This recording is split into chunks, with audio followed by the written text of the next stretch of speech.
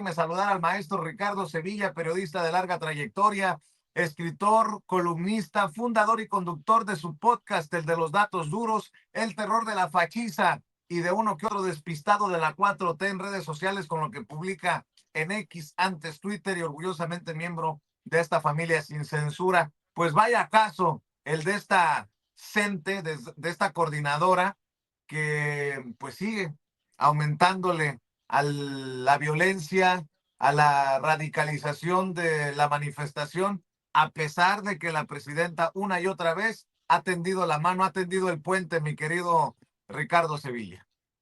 Querido Vicente, público memorioso, me encuentro muy bien, muchísimas gracias. Fíjate que han pasado 20 días de caos, hay que decirlo con todas sus letras, 20 días de paro magisterial. Sin embargo, aquí trajeron a una de las salas más radicales de la CENTE. ¿A cuál me estoy refiriendo? Porque hay que ser muy precisos en esta información. Se trata de la CETEG, que es la Coordinadora Estatal de Trabajadores de la Educación en Guerrero, uno de los lugares donde tiene la presencia fuertísima CENTE-CETEG. Lo saben perfectamente aquellas personas que han estudiado y que conocen el movimiento magisterial, sobre todo la disidencia, el poder de convocatoria que tiene la CETEG allá en Guerrero, sobre todo en la Costa Chica y allá en la región de la montaña. Quiero aportar un dato duro que me parece muy relevante, querido Vicente, público memorioso, porque el INEGI reporta que hay 60.5% de pobreza en el estado. Eso me preguntará la gente, ¿qué tiene que ver con la CENTE y con la CETEG?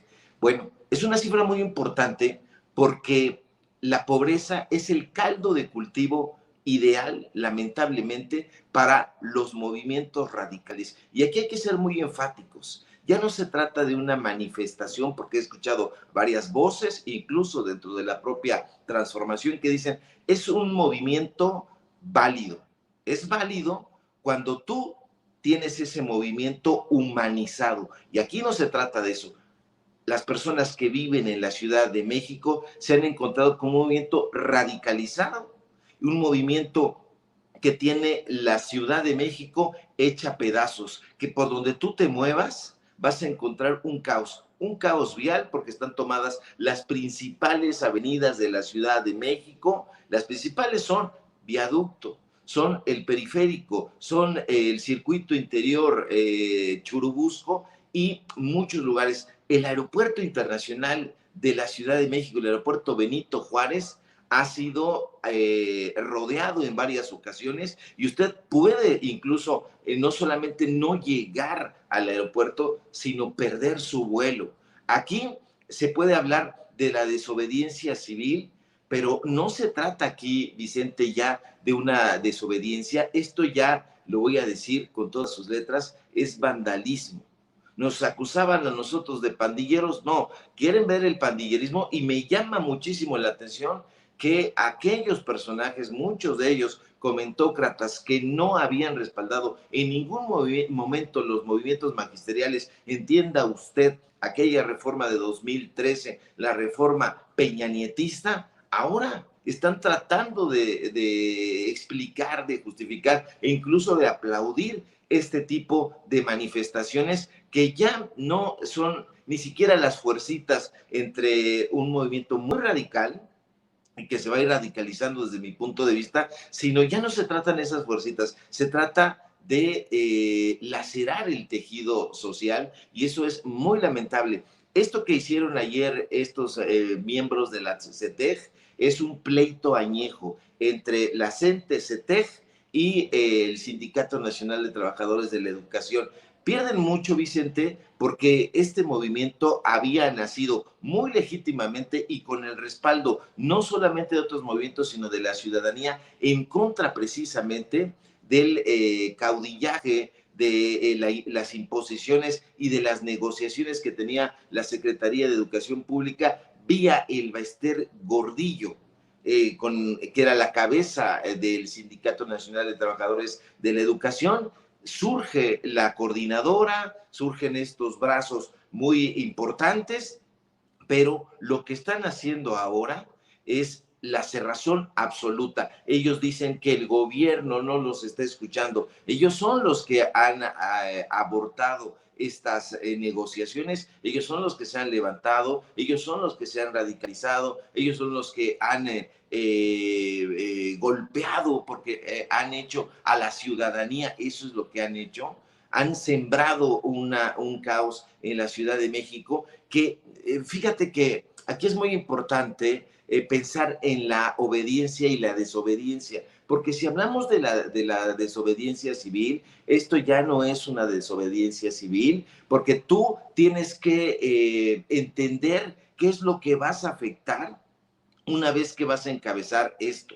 Yo me pregunto y le pregunto a la audiencia de Sin Censura, ¿qué sentido tiene incendiar las puertas de un sindicato opositor si ese es el tono que ellos quieren imponer en esta supuesta negociación? A mí me parece que esto ya es un movimiento articulado desde muchísimos frentes que tienen intereses que no tienen absolutamente ya nada que ver con un movimiento justo, con un movimiento que busca erradicar una reforma que ellos sienten lesiva. No tienen ya nada que ver con eso, porque si esa fuera la situación, ya se hubieran sentado, conversado mesuradamente, expuesto y esgrimido sus argumentos, pero no lo están haciendo. Todo esto ya es la radicalización, es no desobediencia civil, insisto, sino algo fuera de todo humanismo. ¿Quién está dando las órdenes para que haya esta afectación al tejido social? Esa es la pregunta. Hay señalamientos muy fuertes. Estaba yo leyendo la red social del colega Luis Guillermo Hernández y él señala que podría ser uno de los ideólogos, así le llama, que es un articulista, un columnista del periódico La Jornada, lo menciona por su nombre, Luis Hernández Navarro, y pues es un señalamiento muy, muy fuerte, pero de que esto ya no se trata de un movimiento que busca un bienestar social para el movimiento magisterial, definitivamente ya no lo es. Decías hace un momento, Vicente, que ellos deberían de deslindarse de estos personajes violentos, pero yo he de decirte con todos los datos duros y con todo el dolor de mi corazón, que estos personajes no son gente infiltrada, forman parte de la misma gente. Yo he conversado con algunos de ellos, les he ofrecido que platiquen con nosotros en nuestro espacio, han dicho que sí, una y otra vez, después nos bloquean, después nos dejan plantados, después hacen una serie de cosas que nos da muchísimo que pensar. ¿Por qué no se atreve ninguno de estos líderes fuera de este movimiento de masas? ¿Por qué no se atreve uno solo a sentarse, dar una entrevista, esgrimir argumentos y decir exactamente qué es lo que quieren? Y de acuerdo con ellos, esta imagen es poderosísima.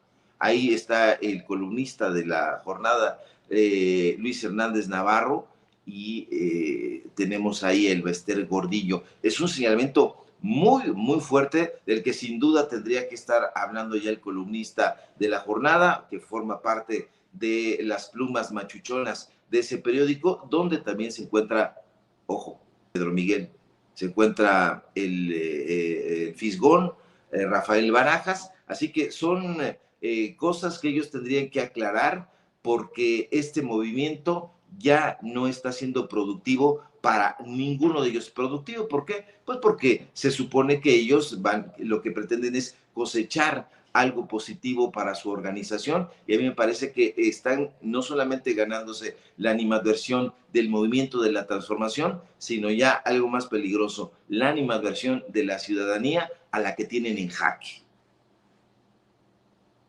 Así es, mi querido Ricardo Sevilla. Oye, comentarios sobre la reevaluación del Banco Mundial y coloca a 11 millones de mexicanos y mexicanas fuera de la pobreza gracias al gobierno de Andrés Manuel López Obrador y sus programas.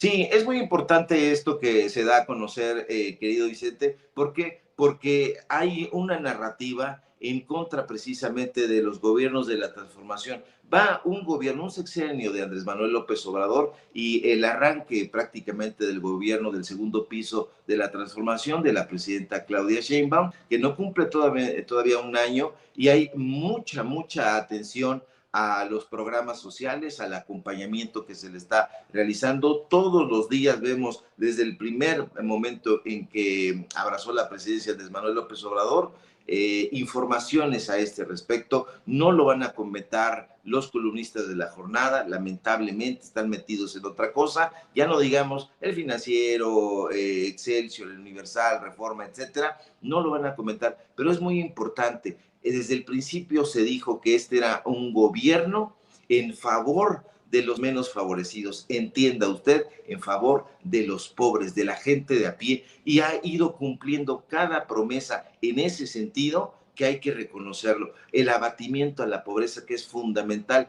en un país donde, ojo, como le estaba diciendo, cifras del INEGI, 60.5% de pobreza allá en el estado de Guerrero. Ahí lo que está haciendo el gobierno es meter el acelerador, y hay el reconocimiento ya de estas entidades bancarias importantes a nivel global. No podrán decir otra cosa los comentócratas, porque son cifras del Banco Mundial. 11 millones de mexicanos salen de la pobreza en estos últimos 6 años, así que un logro para la transformación que no se está viendo en los medios de comunicación por obvias razones, porque se está buscando esto que usted ve en imágenes, que es la desestabilización, que es un golpe directamente al corazón del Estado. Y a mí me parece muy bien que la presidenta no se deje amainar por estas intentonas de golpeteo que le están haciendo, ya no solamente desde los medios de comunicación,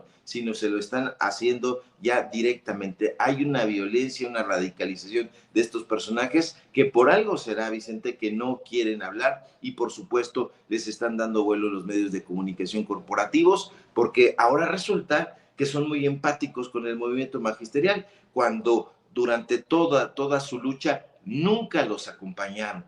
Los estaban estigmatizando, y ahora dicen que el gobierno no los está escuchando. Estaba yo platicando con personas de a pie, con una persona del transporte público, y me decía, es que el gobierno no los está escuchando. Y dije, cuidado, eso es lo que Televisión Azteca, eso es lo que Televisa, eso es lo que Reforma y estos medios de comunicación quieren que usted piense. Pero ahí están las puertas abiertas de la Secretaría de Gobernación, pero ellos se obstinan en tener sentada a la presidenta Claudia Sheinbaum. ¿Para qué?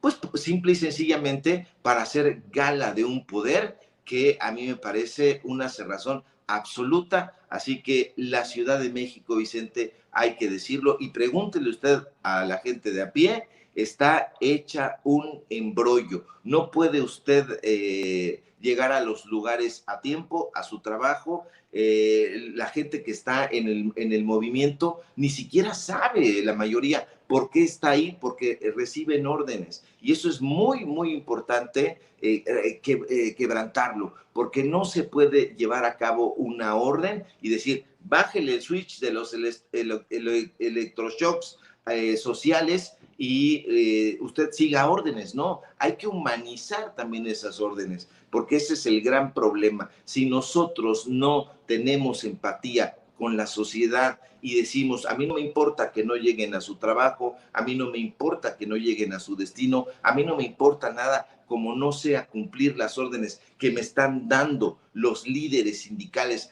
ojo, la mayoría charros y la mayoría sentados en la oscuridad con estos desestabilizadores sociales, ahí hay un grave problema. Y hay que decirlo, aunque se enojen aquellos personajes que están celebrando todo y que dicen, es que la gente tiene un largo historial. Sí, eso no importa, puede tener un largo historial, también lo tiene el liberalismo, y vea usted en qué terminó, en engendros como Enrique Krause, como Aguilar Camín y toda esa caterva. Así que hay que tener mucho tino con eso, pero no hay que sacarle a la discusión, Vicente, porque sí se tiene que decir, y se tiene que decir muy, pero muy fuerte. Hay radicalización y esto ya es absolutamente pandilleril.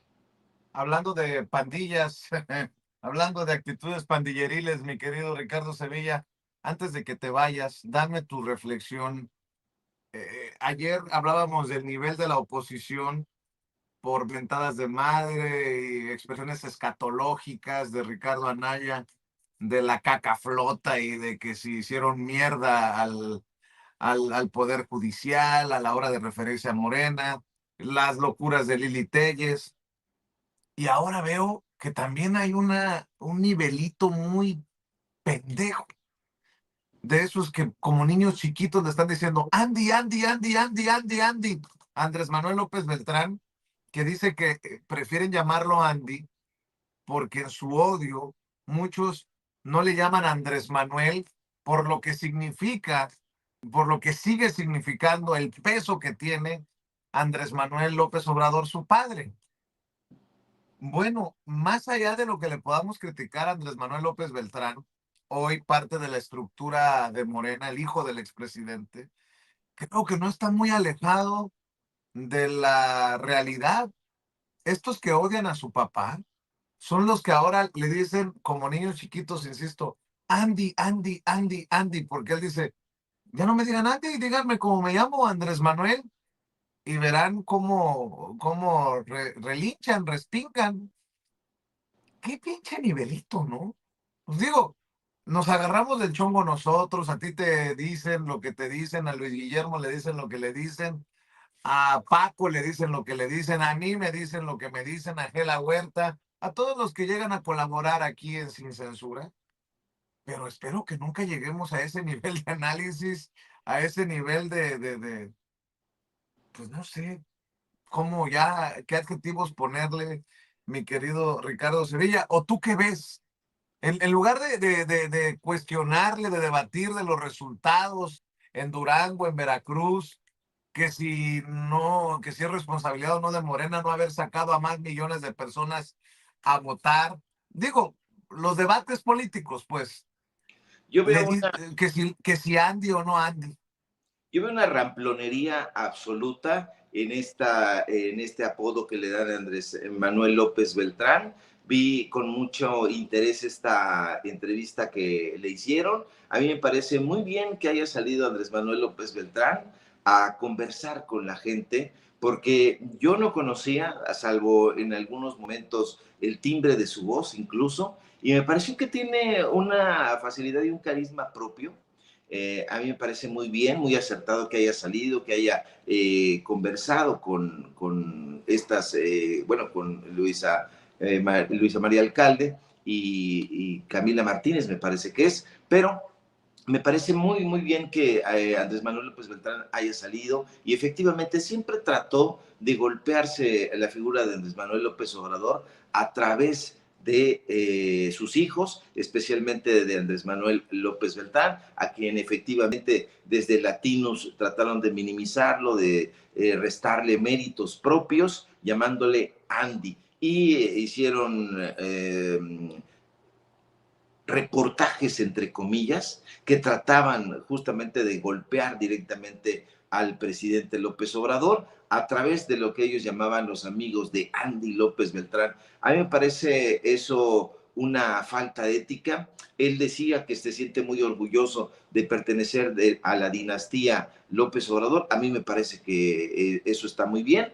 Habrá personajes que se sientan avergonzados de su dinastía malamente, como Lorenzo Córdoba, que formaba parte de una dinastía muy importante, que eran Arnaldo Córdoba. Habrá gente que se sienta muy triste de que su padre sea Enrique Krause y que su abuelo sea Moisés Krause, pero pues eso no le toca a Andrés Manuel López Beltrán, que me parece que tiene un carisma, debería de explotarlo, debería de salir a dar estas entrevistas. Ojalá diera una entrevista acá en Sin Censura y pudieras conversar con él, porque es muy importante desde mi punto de vista contrarrestar toda esa caca flotante, como esos personajes le llaman ahora, con argumentos, con la historia personal de cada uno de los actores políticos que ahorita están participando en la construcción de esta transformación. Me parece un acierto de parte de este podcast, creo que es el podcast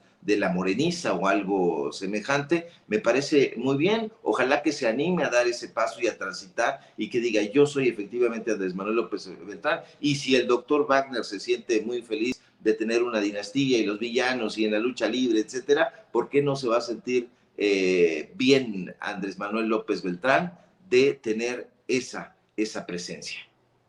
Así es, mi querido Ricardo Sevilla, ¿por qué no cerramos invitando a la audiencia para que te respalde, para que te apoye, para que te siga en tus esfuerzos independientes?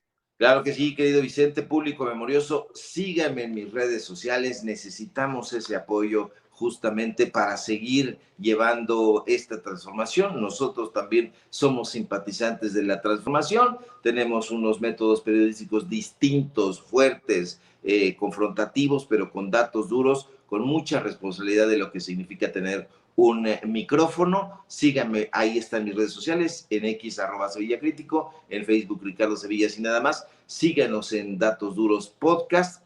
Ahí está nuestro nuevo episodio. Échele un ojito y por supuesto síganme aquí en La Familia Sin Censura. Poquito después de la mañanera del pueblo. No se la pierda también a través de Sin Censura. Aquí en Sin Censura, véala, porque luego yo sé que andan yéndose a otros lados. Véala aquí, échele la mano a este proyecto. No la vea con nosotros porque nosotros no la transmitimos. Véala aquí en Sin Censura. Te mando un fuerte abrazo, querido Vicente, y estamos pendientes a la información. Gracias, mi querido Ricardo Sevilla, el maestro Ricardo Sevilla, hablando con nosotros sin censura. Mientras